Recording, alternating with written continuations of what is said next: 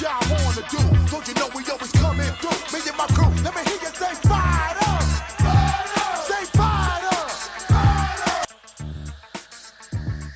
Hello, everybody. I am Drew Duncan. You guys are checking me out live on Fired Up, brought to you in part by Block 50 Global Radio. Do not forget that Facebook, Twitter, and Instagram is all at Drew Duncan Radio. You can find me on YouTube. Simply look for The Real Drew Duncan. That's RL on that. And, of course, if you missed the show live, I am wherever you are listening to podcasts. Simply tell your device to play Drew Duncan on iTunes, iHeart, Google, etc. Wherever you are listening, I am there. Guys, plenty to get to today. Obviously, we're going to be talking about Stidham and the Broncos. I just don't think he's the answer. The hype isn't real, or at least it shouldn't be. Additionally, we're going to be talking about college football, USC over San Jose State, Notre Dame with a blowout win over Navy. Metta World Peace, his comments, he says his era isn't soft. And the 49ers and Brock Purdy, why I think he isn't the guy. Boy, I tell you what, I really pissed off the internet. So I made a comment under a photo from some random website about how everybody needs to stop with Brock Purdy because he's not that good. And the reason that the 49ers were successful was because predominantly of Christian McCaffrey. Now, nobody is going to be able to change my mind. I'm just going to let you know that right now. And the fact of the matter is, when Mac showed up, they were not a good football team. They went 4-1 under Jimmy G, who was demoted to backup from Trey Lance when Mac initially showed up. And the reason why they lost to the Chiefs, really, to me, is because they hadn't figured out a way to truly implement him into the game plan yet. But the second week they did, and what did Mac do? He threw for a touchdown, ran for a touchdown, caught another one, and then on top of that, he had 183 total yards in that football game. And I think Jimmy G was 21 out of 25 in that football game. In fact, you could almost say that they were 4-0 basically during that time frame. They won 10-plus games in a row when Ed McCaffrey showed up. And there were 4 games before Purdy was in that Frisco had won already. So, no, nobody's going to sit there and tell me that Purdy is the reason that the 49ers were having the success that they were. He's a game-managing quarterback. You've got that loaded roster with Debo, Mac, Kittle, pretty good offensive line. Can you imagine Patrick Mahomes with that situation right now? Pretty good defense. Let's not forget before Mac showed up, they beat the Broncos 11-10. And how good was Denver last year?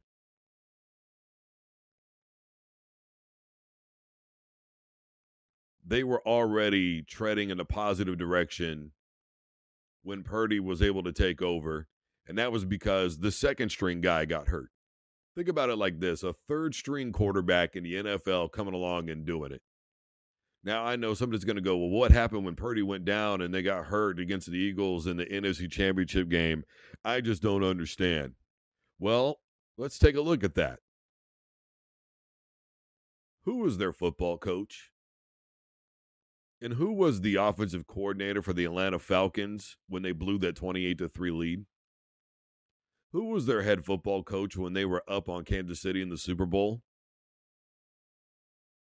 Shanahan is not known for making very good decisions in really big games. If you were to make Purdy be a quarterback and carry a football team, do you think he'd really do it? You know, Eddie Mack had over 700 yards on the ground alone.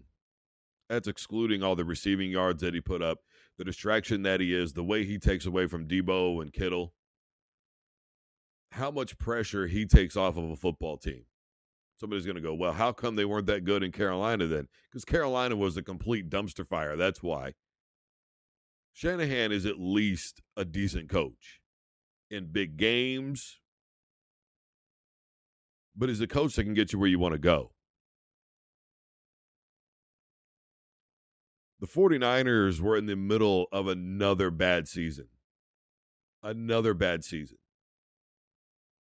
Well, they made the playoffs the year before. Bro, 6 out of the last 9 years, the 49ers have been 8-8 and worse. In 5 of those seasons, they had losing records. The 49ers have not been a very consistent football team since they lost the Super Bowl against Baltimore. Well, they were there. Yeah, but then they lost again. They lost an NFC Championship game. I thought it was a bad game plan by Shanahan. I understand Purdy was 4-4 before that all went down, before he got hurt.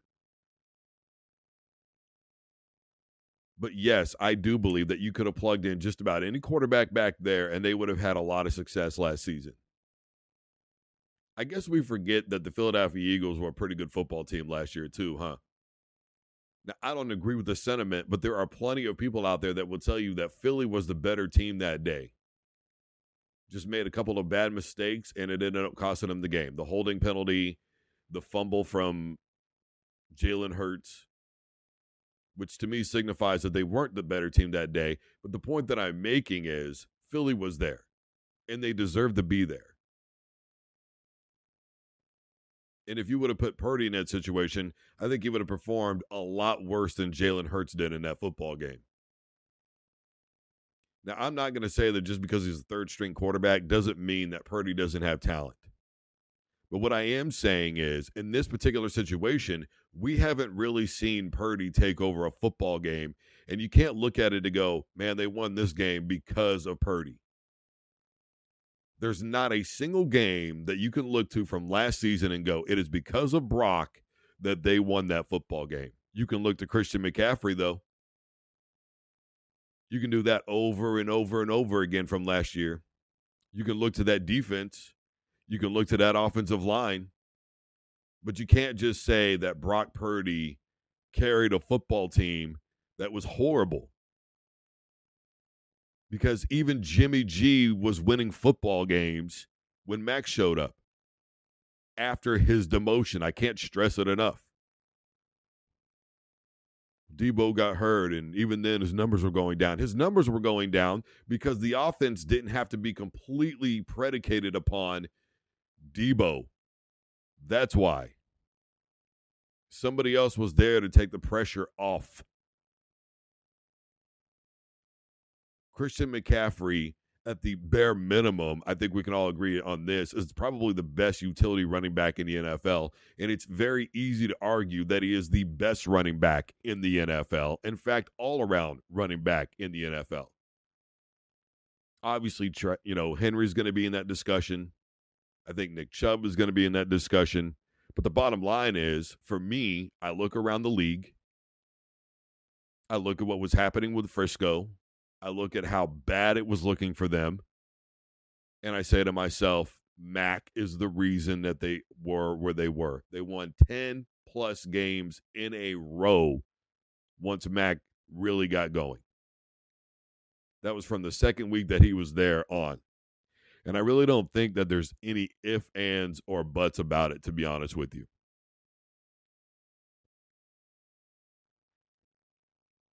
Still think you're going to change my mind? Are you finally looking at it maybe from a different perspective? Are you seeing what I'm seeing? Because we're going to find out this year. I am not the type of person to, and I've said this millions of times, just decide that last year's success is going to carry over to this year's success. It's not the way that it works, especially in the NFL, because you're going to have to play a tougher schedule. So we're going to find out what Brock is really made of this season. By the time you get down to a 4-string quarterback, I don't care who the team is, even if the game plan is good, it's probably not going to work out very well at all for anybody.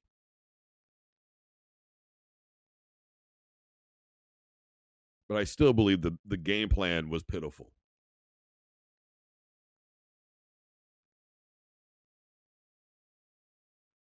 And Mac did his thing initially. It's just Philly figured it out and made a 49ers quarterback be a 49ers quarterback, and he wasn't able to get the job done. I think that's pretty simple. All right, everybody. I am Drew Duncan. Facebook, Twitter, and Instagram is all at Drew Duncan Radio. You're listening to Fired Up, brought to you in part by Block 50 Global Radio. Do not forget that you can find me on YouTube. Simply look for The Real Drew Duncan. And, of course, I am wherever you are listening to podcasts. If you missed the show live, simply tell your device to play Drew Duncan on iHeart, iTunes, Google Podcasts, Deezer, Spreaker. Wherever you are listening, I am there. We got plenty more to get to. We'll be back right after this. Don't you dare touch that dial.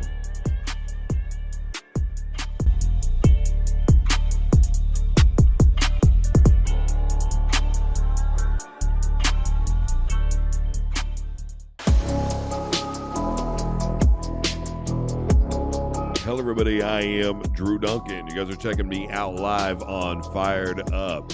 Do not forget that Facebook, Twitter, and Instagram is all at Drew Duncan Radio. And we are brought to you in part by Block 50 Global Radio. I am wherever you are listening to podcasts. If you missed the show live, go ahead and check us out on iTunes, iHeart, Spreaker, Deezer, Google. Wherever you are listening to podcasts, we are there. Still plenty to get to today. We're going to be talking about Stidham and the Broncos. He's not the guy, I promise you. We're going to be talking about USC, San Jose State. Caleb Williams, is he going to be the back-to-back Heisman? Metta World Peace says, well, my arrow's not soft. We'll see. In the meantime, Notre Dame bullied the midshipmen. Look, I want to be clear about something. It's not that I think that Brad Purdy is a bad quarterback. And what I'm about to say about Sam Hartman is the exact same thing. It's that I think we misplace sometimes where credit is due. And I understand that quarterback is a top spot. It's where everybody's looking. And over the years, we have seen bad quarterbacks take really good football teams and tank them. We've seen really great quarterbacks take very bad or mediocre football teams and elevate them to places that they wouldn't have gone had they had anybody else. Hartman looked okay. He missed some throws at the beginning, especially on that first drive. He made some good throws. But I'm going to tell you something. That first drive specifically potentially set the tone for Notre Dame for the entire season. It wasn't just that football game. That front line, the running of Estime and the other backs in that football game, they were the MVPs for the Fighting Irish. They were good. In fact, I would almost say great. Estime, I know he had that fumble. If he can get that under control, I think Notre Dame is a traditional power football running in your face team. Because I'm going to tell you something. If you didn't get to see that game, then you're not going to know just how well Notre Dame was literally running the football right up the gut in between the tackles like it was 1955 and dominating. Nearly 200 yards on the ground. Estime, I think, had 95. They had four guys that had 25 yards or more on the ground for Notre Dame. Estime made a hell of a catch later on in that football game. Then on top of that, he had the 3rd and 12 conversion from the reception on the screenplay. I just feel like this team really wasn't about Sam Hartman on Saturday. I feel like it was about that run game, that offensive line, the defense, right? They have a transfer linebacker from Ohio State. The defense that was sealing off edges. Navy got off at the beginning, but then after that, couldn't get it done. Most of that is in part due to Notre Dame. Now, obviously, missed field goal, a couple of missed throws that were wide open downfield. But the way that Navy plays, the way that Georgia Tech plays, you're going to get those opportunities. You got to make the best of them. They couldn't capitalize, is what it is. Still give credit to Notre Dame defensively for the most part because they put Navy in bad situations all game long. If Notre Dame is able to play bully ball like that, it's going to really help out Sam Hartman going into the Ohio State game, the Clemson game, the USC game. Those are going to be the premier games for Notre Dame this season. The big question that I always ask of a quarterback, and it's a legitimate question, is if everything else breaks down, not just the play, the overall scheme, and you've got to make in-game adjustments, is the quarterback good enough to get you to where you want to go? Is he good enough to carry and will that team to a win? Look, they're not around every street corner, whether you like it or not. Not everybody is John Elway with 2 minutes to go in the game.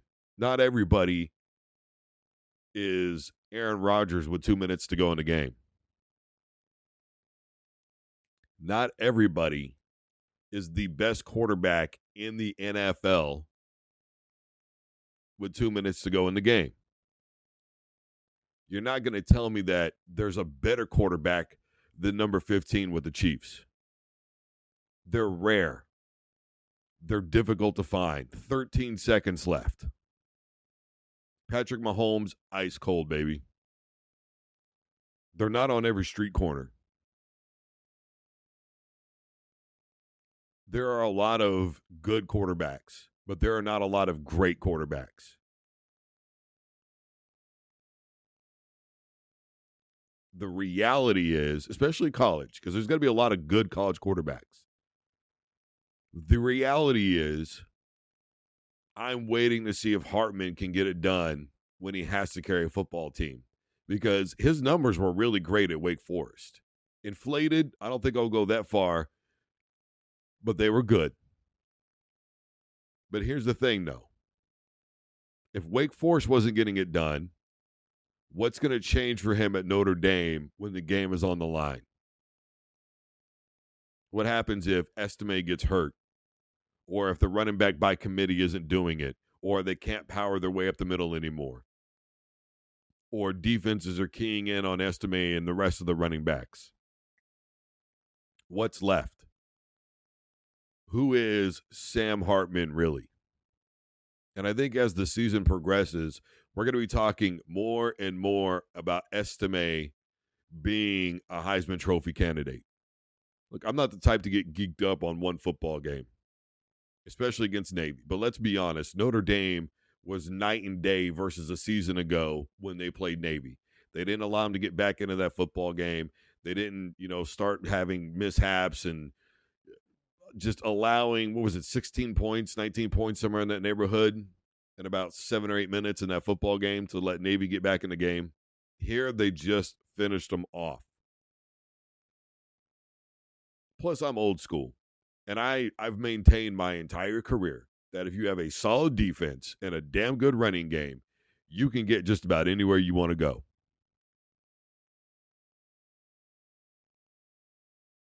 The running game, it's as tale as old as time, takes the pressure off of the quarterback.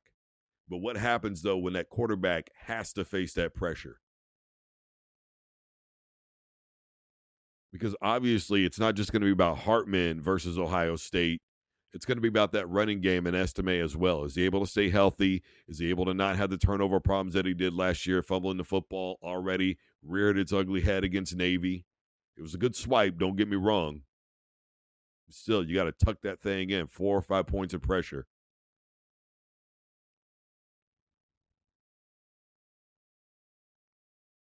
Notre Dame was very clever in what they did to get Hartman acclimated into that game for the most part. The deep throws aren't working, short curl routes, 7 and in routes, 7 and up routes, 10 and out routes. We'll see how the rest of the season progresses. I know it's going to take them a little bit of time. New team, new system. There is no preseason games like there is in the NFL. I'm well aware of these things. Okay? I'm just saying we will see. But for right now, to me, it's Estime in that offensive line.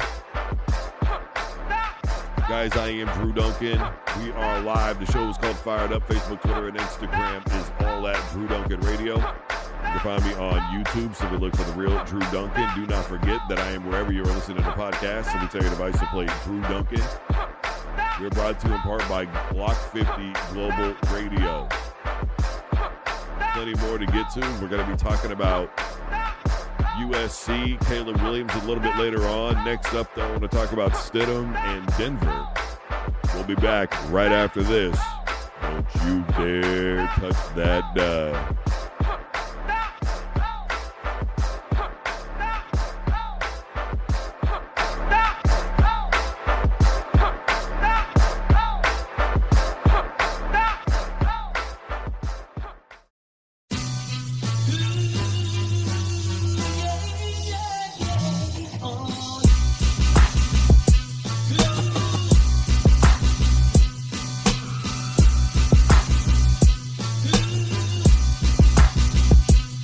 Hello, everybody. I am Drew Duncan. You guys are checking me out live on Fired Up. Brought to you in part by Block 50 Global Radio. Do not forget that Facebook, Twitter, and Instagram is all at Drew Duncan Radio. If you miss the show live, I'm wherever you listen to the podcast, iTunes, iHeart, etc., etc. Wherever you're listening, I am there. Plenty more to get to today. We're going to be talking about Metta World Peace. He says LeBron's era isn't soft. Still got USC, San Jose to talk about. In the meantime, you know, the most popular player on any team that's struggling is the backup quarterback in 99% of cases. Put him in, let's see what happens. We drafted him, let's see what happens. Do something different, we got to see what happens. Can't be any worse than what we've got already. Well, sometimes it can be. Think about being in the NFL, and I've stood by this when I've talked about Trey Lance, when I've talked about other quarterbacks. You got to give them at least 4 years to develop. To me, it's that fourth year where it's make or break a lot of times for that quarterback. We've already seen Stidham in that time frame. We know what he's got. We know what he doesn't have. And I don't care that in the final preseason game that he just played, he went for 11 out of 18, 200 yards. He threw into double coverage. His guys were bailing him out constantly. It was second-string defenders. It was preseason football. So I'm not saying anything bad about the preseason. Everybody started out in the preseason. Drew Bledsoe, John Elway, Tom Brady, Patrick Mahomes. Everybody started out in the preseason. Steve Young, Brett Favre, everybody. Okay? Terrell Davis. I mean, if it wasn't for that play that he made on special teams, maybe we don't know who Terrell Davis is. But what I'm saying is let's not overhype it. I don't think Stidham is the guy in Denver. What needs to be fixed in Denver is that atrocious-ass offensive line that they have. Miserable for any quarterback that's back there. One of the most penalized offensive lines in the NFL last year.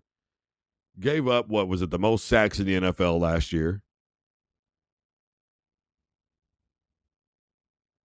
A receiving core that wasn't playing when Stidham was in, that had the most drops in the NFL last year through like the first, 5 or 6 weeks.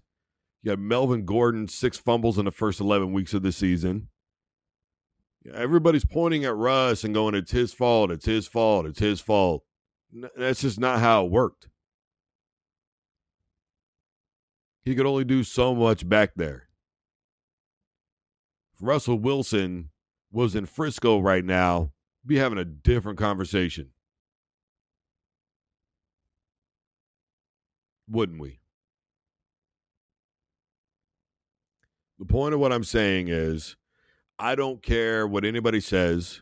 Russell's the guy. Now, do I think his time frame is limited? Yes.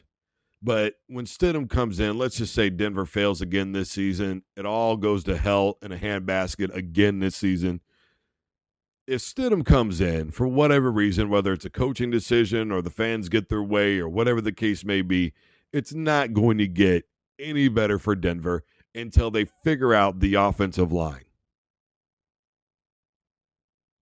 If I was a quarterback in the NFL the Eagles' offensive line, the Broncos' offensive line, the Falcons' offensive line, off the top of my head, those three teams would be an absolute nightmare to play for. Zero blocking. And honestly, the O-line has been a problem for Denver since Peyton Manning retired.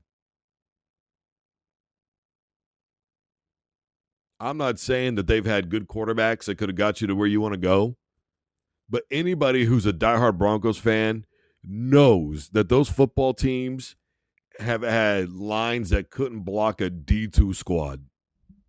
That's all there is to it.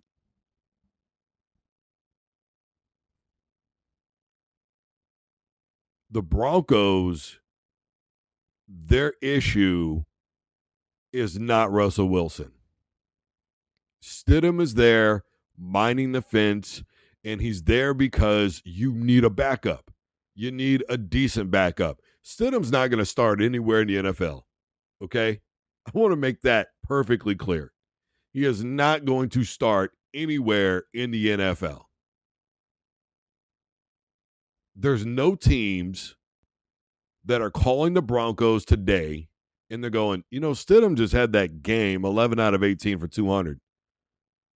What do we do to get him over here? Not a team in the NFL. Not the Bucks, not the Browns, not the Raiders, duh. Not the Panthers, not the Patriots, duh.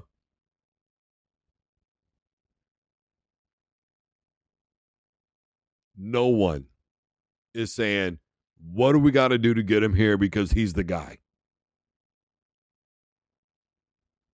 He's not.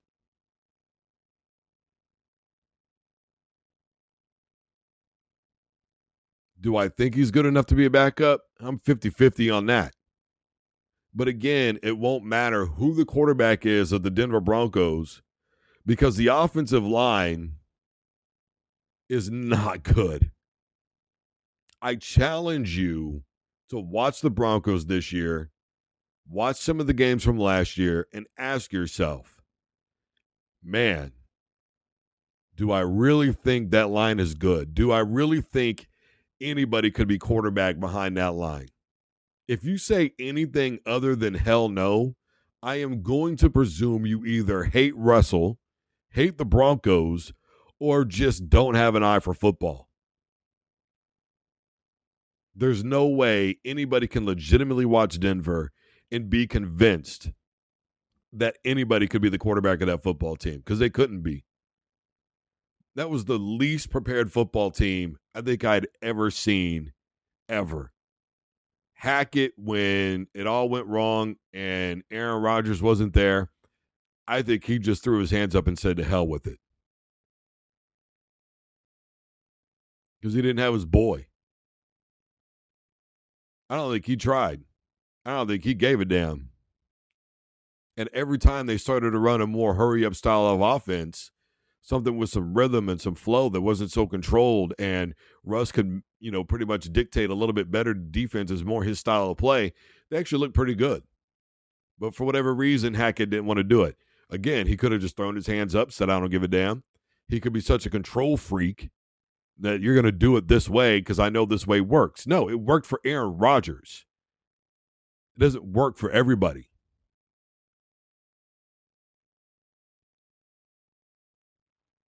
There's maybe a couple of other quarterbacks in the NFL that style of play would work for.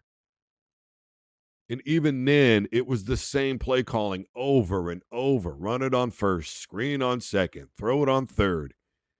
There was hardly ever a changeup. When they threw it on first down, they actually did pretty good.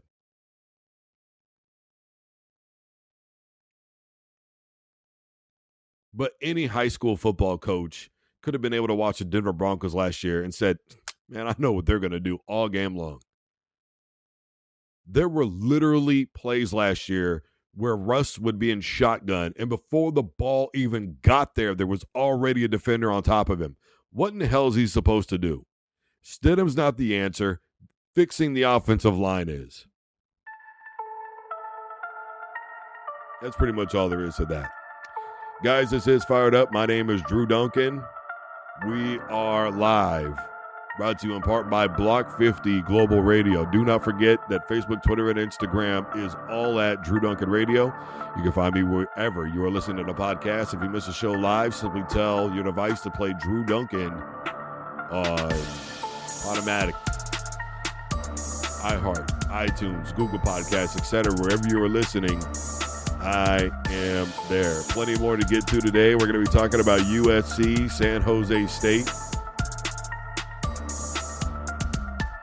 Coming up next, though, I want to talk about Metta World Peace. He says that his era of basketball with LeBron was not soft. We'll be back right after this. Don't you dare touch that dial.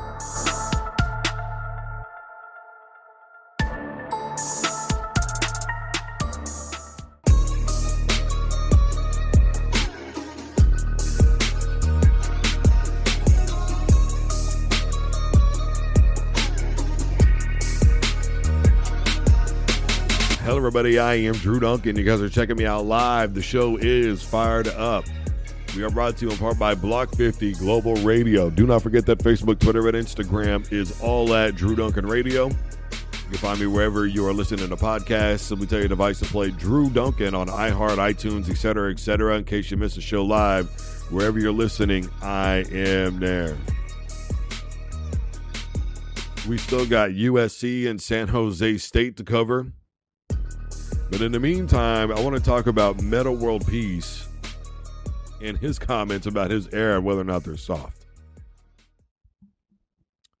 Well, Metta, we know you're not soft, don't we? Or do we? I don't know. I guess it's a matter of perception when you start thinking about the Malice in the Palace. I know a lot of people blame the Wallace, Ben and Rasheed Wallace, okay? I know a lot of people blame them. I know a lot of people blame Metta World Peace for that. It really wasn't any of them. It was a fan, right, who threw stuff out there and started that whole thing. That's the reality of that. But Metta says, and I quote, "I played in LeBron's era. Don't call this era soft," end quote. He's talking about guys from the 80s and 90s, how they don't want any of the smoke. Listen, any sport is physical at its core in that it is always going to be physically demanding. You have to stay in incredible shape. You better have your cardio game right. The basketball season is very long and excruciating, 82 games. You're flying all over the place. You're in Toronto one night. You're in LA the next. It is grueling. It's grueling. It's physically and mentally demanding on some level, no matter what. It's sports. To think, though, that it's as physically demanding as the 80s and 90s were, well, then anybody that thinks that is sadly mistaken. And I love Metta World Peace. I really do. He's one of my guys. But I'm telling you right now, I just don't agree with him. When Jordan was getting mauled by the Pistons, he just went into the weight room, bro. LaFlop, are you kidding me? LeBron is a phenomenal basketball player. He's a phenomenal overall talent. There's nobody that's going to deny that. But there's not a single solitary one of us who hasn't reviewed the LaFlop tapes. And I get it. He's a huge star. He's going to get that call. He knows what he's got to do. And he's doing what he's got to do. But it's also because of him, and whether the NBA wants to admit this or not, that there are the flop rules that they're implementing. I mean, now they're trying to take it a step further. At first it was, fine. Now they're talking about suspension and fine.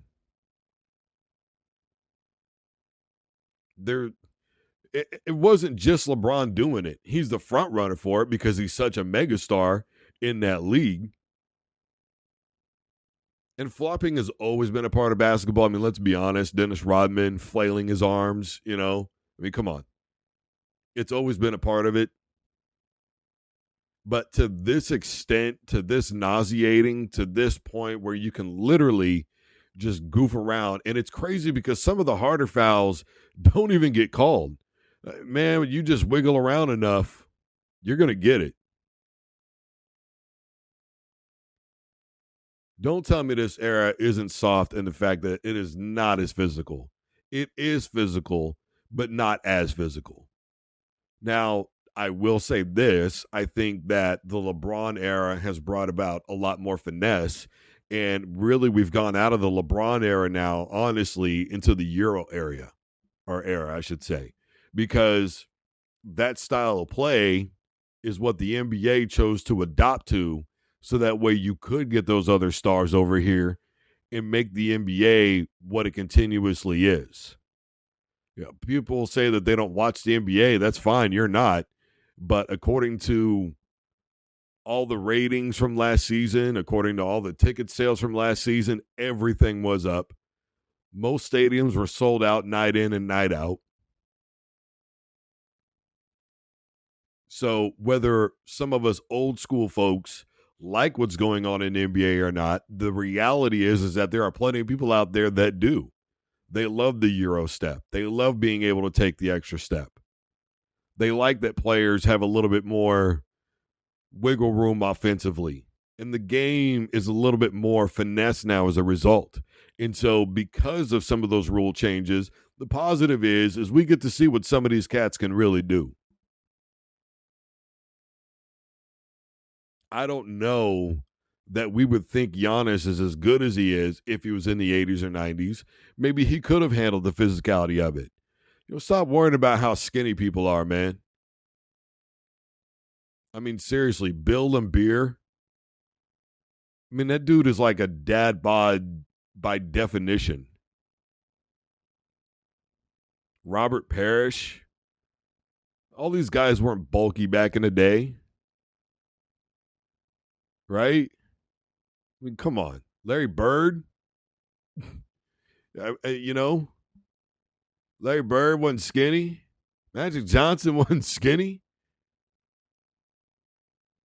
Dennis Rodman didn't start out thin down.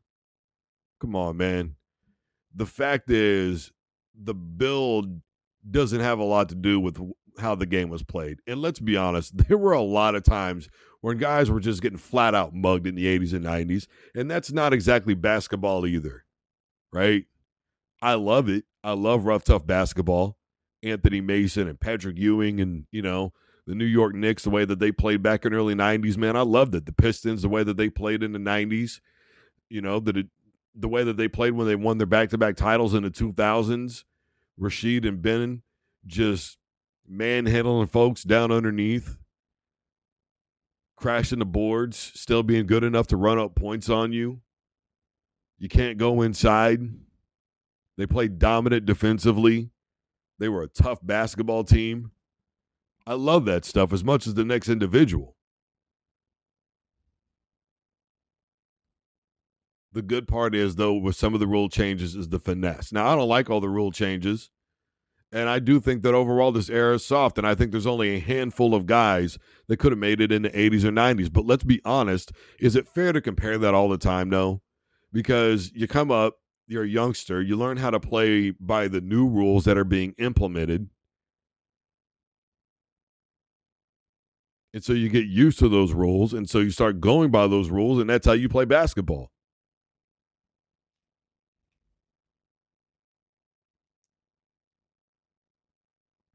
The fact is, if I were to talk about how soft an era is, the only thing I think at this point we can really include is defensively how aggressive they were allowed to be, but even then, not always allowed. They just were. I understand that things are called technicals now that shouldn't be. I'm with you on that. The game changes, though. It evolves. It evolves for whatever reason, and we are what we are with it. But I do think the LeBron era is soft, though. Too much flopping, too many calls going towards an offensive way. It's to the point where every time a guy gets tripped up or knocked down or, he falls over himself, he's looking around for a ref to blow a whistle. It is ridiculous. So, sorry, Metta, your era is soft. Maybe not mentally, maybe physically. They go through a lot of the basic demands that every other athlete goes through. But if you want to tell me that you believe that any of those guys night in and night out could work with Shaq's domain in that era, the Pistons, no. It wouldn't happen, Brody. If you were to stick them in that era. But again, we have to stick them in that era. If they'd grown up in it, they would be the same way. So it is what it is. All right, everybody, I am Drew Duncan. We are live. This is Fired Up. Facebook, Twitter, and Instagram is all at Drew Duncan Radio. And in case you missed the show live, do not forget, wherever you're listening to the podcast, simply tell your device to play Drew Duncan on iHeart, iTunes, Spreaker, Deezer, Google Podcasts, etc. Wherever you're listening, we are there. We are brought to you in part by Block 50 Global Radio. Coming up next, show closeout in San Jose State gets mauled by USC. Is Caleb Williams primed to be the only other guy to win the Heisman 2 times? We'll talk about it right after this. Don't you dare touch that dial.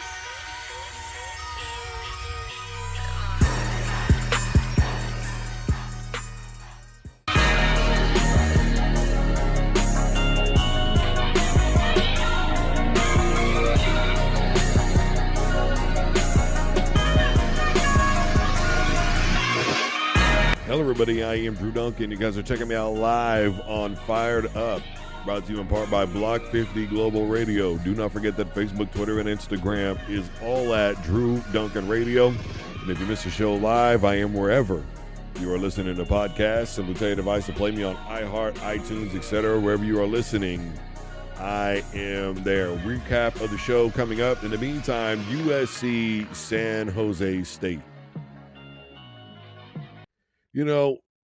Caleb Williams is not a conundrum to me at all.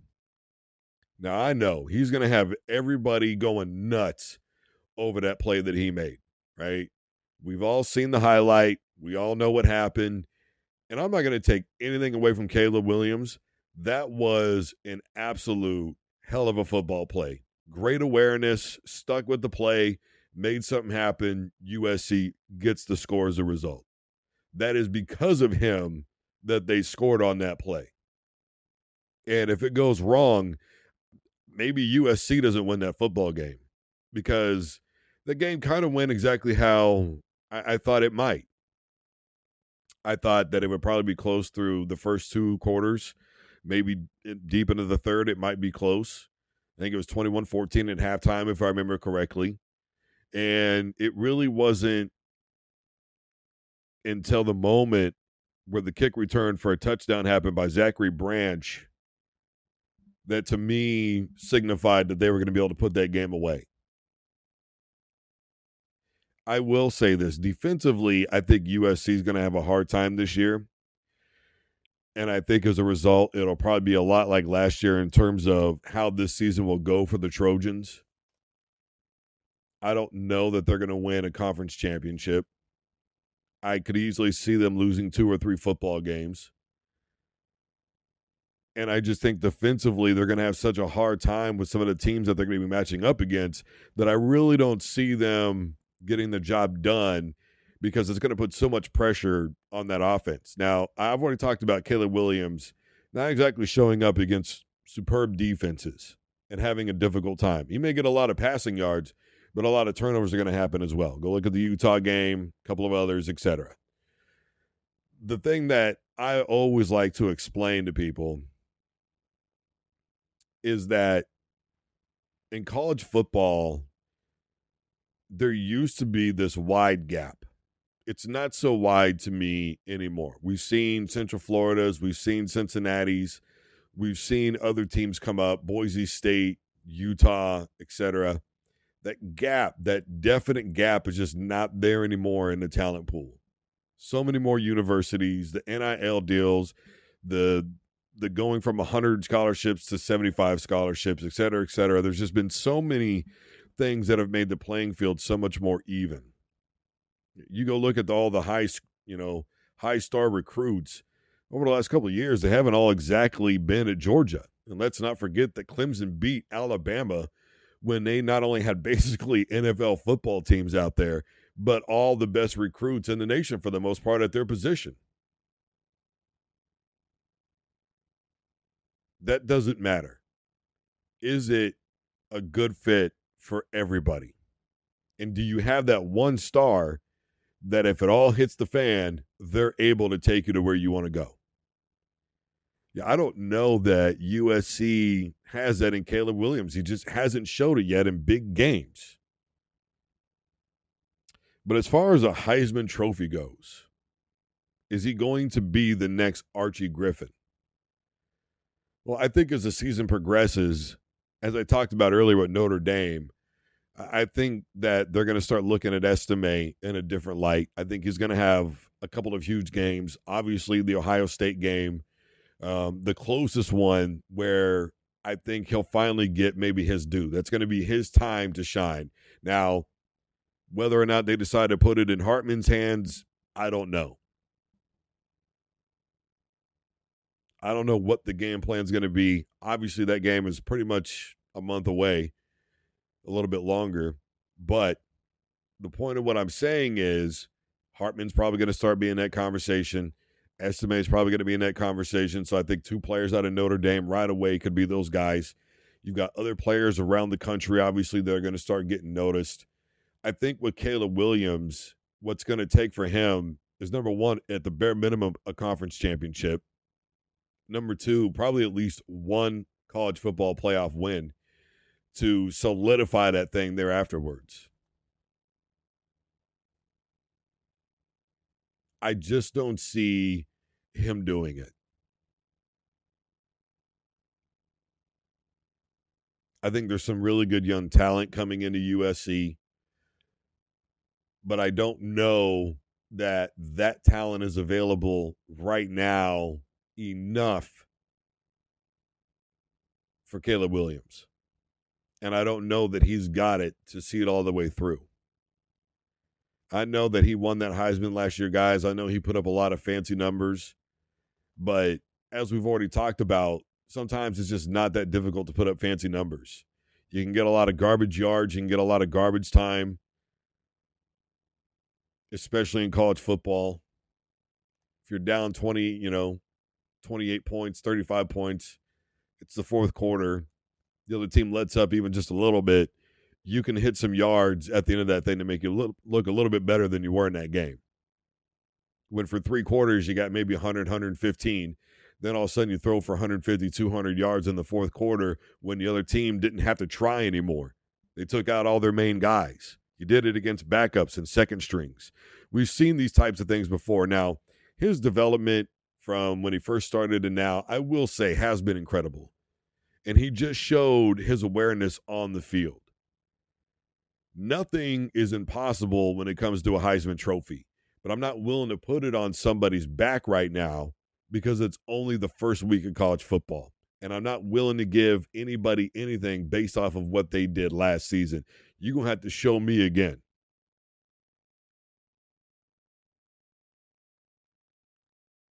Do I think he deserved the Heisman last year? I've said a couple of times that it was kind of out of necessity. At the end of the day, I think he did deserve it. He's probably the best player for the USC Trojans. And the Heisman and MVP award basically is showing that you mean the most to your football team. You have to ask yourself, do you think USC wins as many games as they do if they don't have Caleb Williams?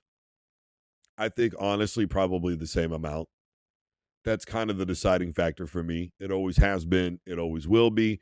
I think without him, they probably win maybe 1 or 2 games less. Even though he probably is the best player, Lincoln Riley's pretty much got a system that's down pat that works for the majority in the regular season. Now, obviously in the college football playoff and in other situations, not so much, but that's just the way that it goes. So we will see. Again, I just think that there's going to be so many other players this season that are going to shine a little bit differently. It's only week 0. Week 1 isn't until this week. August 31st signifies week 1 in college football. Okay, guys? All right, everybody. I am Drew Duncan. This has been Fired Up. Facebook, Twitter, and Instagram is all at Drew Duncan Radio. If you miss a show live, do not forget that you can listen wherever you're listening to podcasts, Google Podcasts, iTunes, iHeart, et cetera, wherever you're listening. We are there. We are brought to you in part by Block 50 Global Radio. Again, to reiterate, Brock Purdy is not the sole reason why the 49ers were good last year. 4-1 when McCaffrey showed up. And again, that first week was because they hadn't really implemented a game plan for him yet. By week number 2, 3 touchdowns, 1 running, 1 rushing, 1 receiving, over 180 yards of total offense by himself. Come on now. Kittle and Debo, pretty good offensive line. You're going to tell me that it's all Purdy? Get serious. Notre Dame, the real MVPs.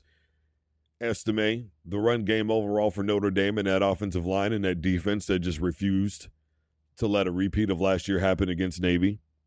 Metta, sorry, Brody, your league is soft now. It might be more finesse, but that's only because they're allowed to be. Stidham is not the guy in Denver. I will repeat, the most popular player on a struggling football team is the backup quarterback. Right now, it's Stidham. They need to fix that offensive line. Otherwise, it doesn't matter who you put back there. They will get obliterated. That is a simple fact. USC, San Jose State. Look, I wasn't impressed with USC's defense by any stretch of the imagination. Obviously, Caleb Williams made a really good play. He made a couple of good routine plays that you're supposed to make as a quarterback. But again, I just think that the kick return for the touchdown is what sealed the deal for that football team. That's what did it to me. In the meantime, plenty more to get to as the week goes along. Obviously, all news will be keeping up with that. In addition, we'll be starting to preview some of the big games coming up for college football. Of course, September 7th, the NFL gets started, the Chiefs and the Lions. Everybody stay safe, take care of yourselves, and as always, don't you dare touch that dial.